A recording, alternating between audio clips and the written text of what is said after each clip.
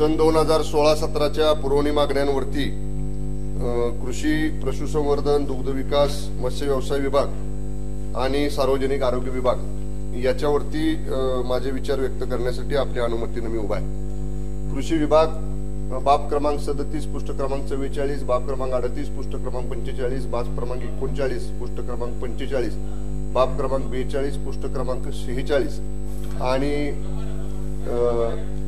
सार्वजनिक आरोग्य विभाग बाब क्रमांक 168, बाब क्रमांक 169, बाब क्रमांक 170 आणि बाब क्रमांक 172 याच्यावरती या ठिकाणी मी बोलण्यासाठी उभा आहे। सन्माननीय अध्यक्ष महाराज, कृषी विभागाच्या संदर्भामध्ये या ठिकाणी मत व्यक्त करताना कृषी विभागात विशेषतः शेतकऱ्यासाठी ज्यांनी रस्त्यावरती उतरून आंदोलने केली असे आमचे मित्र सन्माननीय सदाभाऊ खोत त्या विभागाचे राज्यमंत्री झालेले आहेत आणि दुसरे पशुसंवर्धन विभाग त्यातला अर्धा अर्जुन अण्णांच्याकडे आमच्या दुग्ध विकास आणि पशुसंवर्धन त्यांच्याकडे आलाय। म्हणजे जे सदाभाऊ खोत सन्मान्य या सभागृहाचे सदस्य नव्हते, पण अण्णा 2-2.25 वर्ष इकडे बसून ज्या द्वेषानं सरकारमध्ये राहूनच सरकारच्या काही गोष्टी बोलत होते, आमचे काही आमदार मित्र म्हणाले ते बोलल्यामुळे जोरात त्यांना मंत्रीपद मिळालं। म्हणजे आम्हाला शिकायला पाहिजे आता काहीतरी की असं बोलल्यानंतर मंत्रीपद मिळतंय वाटतं।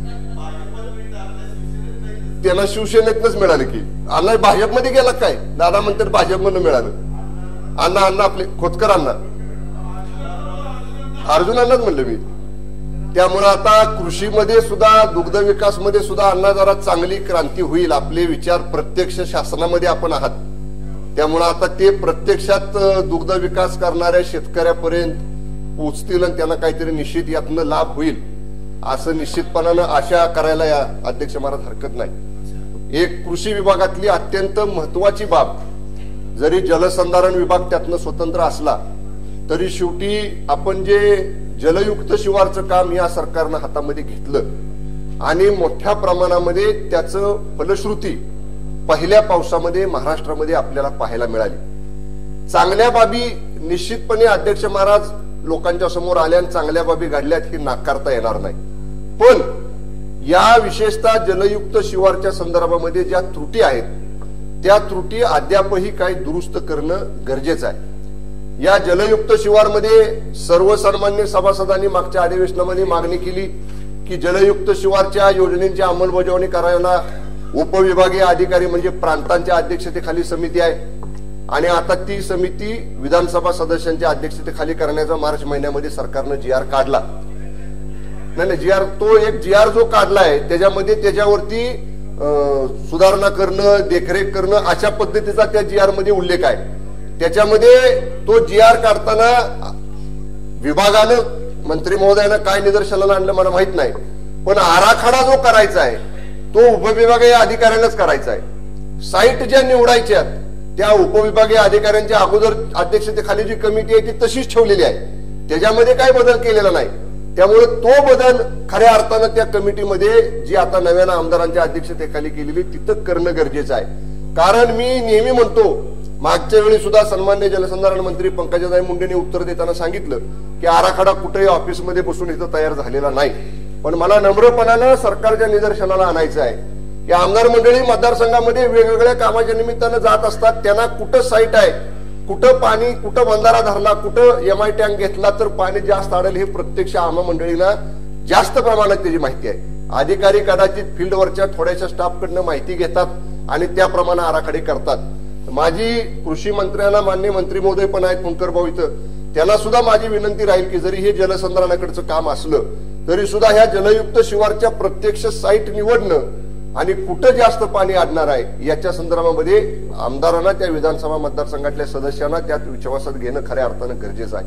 नंबर 2, अध्यक्ष सन्मान्य अध्यक्ष महाराज, मी गेली 1.25 वर्ष ही जलयुक्त शिवारची योजना आल्यापासून सांगतोय की पठारावरची जी गावं आहेत, ज्या मतदारसंघामध्ये किंवा ज्या भागामध्ये पठारावर गाव आहेत त्या पठारावरच्या गावातलं पाणी हे पावसामध्ये येणारं पाणी ओढ्यांनी पूर्णपणानं डोंगर कपारीतनं खाली येतंय आणि नदीला जातंय। ते डोंगरावरचं पाणी जर वरच्यावर अडवलं तर ते पाणी बारमाही शेतीला डोंगर पठारावरच्या गावांना पुरण्यासारखं आहे। आपण खाल्लं पाणी उचलून एवढ्या मोठ्या उंचीवरती शेतीला देऊ शकत नाही, आणि त्यामुळे बऱ्याच ठिकाणी जर पाहिलं तर पठारावरची जी गावं आहेत ती बारमाही पाण्या वाचून वंचित राहिलेली आहेत. त्यामुळे असे जर बंधाऱ्याच्या साईड या पठारावर धरल्यानं वर पडणारं पाणी डोंगरावरचं हे पठारावर जर असे बंधारे बांधून एमआय टँक बांधून जर अडवलं तर ते पाणी बारमाही शेतीसाठी त्या ठिकाणी उपयुक्त या ठिकाणी पडणार आहे. कृषी विभागाच्या संदर्भामध्ये शेतकरी पीक विमा योजना ही चांगली योजना आहे. त्या संदर्भामध्ये कृषी विभाग सुद्धा त्याच्यामध्ये चांगल्या पद्धतीनं लोकांचे पीक विमातनं संरक्षण करण्याचं काम करते. पण नैसर्गिक आपत्तीमध्ये जर अशा पद्धतीनं त्या शेतकऱ्याचं नुकसान झालं तर अध्यक्ष महाराज फार तुकडी मदत त्या शेतकरी पीक विमा योजनेच्या मोबदल्यामधून त्या शेतकऱ्याला मिळते आहे. त्याच्यामध्ये काय बदल करता येईल, त्याच्यामध्ये किमान त्या शेतकऱ्यानं त्याला जे गेल्या 2-3 वर्षामध्ये जे उत्पन्न मिळालेलं होतं त्याची सरासरी काढून तरी त्याला त्याची भरपाई मिळावी. म्हणजे त्याचं पीक तर गेलेलंच आहे, त्याचं बियाणं गेलेलं आहे, त्याची खतं गेलेली आहे, त्याची मेहनत गेलेली आहे. वर्षभरात त्याला त्यातनं काय मिळणार नाही, दुबार पेरणी करण्याची शक्यता नाही. तर किमान त्याचा उदरनिर्वाह किंवा त्याला पुरेल एवढं त्या क्षेत्रातनं मिळणाऱ्या धान्या एवढी रक्कम ही त्याला शेतकरी पीक विम्याच्या योजनेमधनं या ठिकाणी मिळावी. अशा पद्धतीची अध्यक्ष महाराज आपल्या माध्यमातून मी मान्य मंत्री महोदयांना विनंती करतो.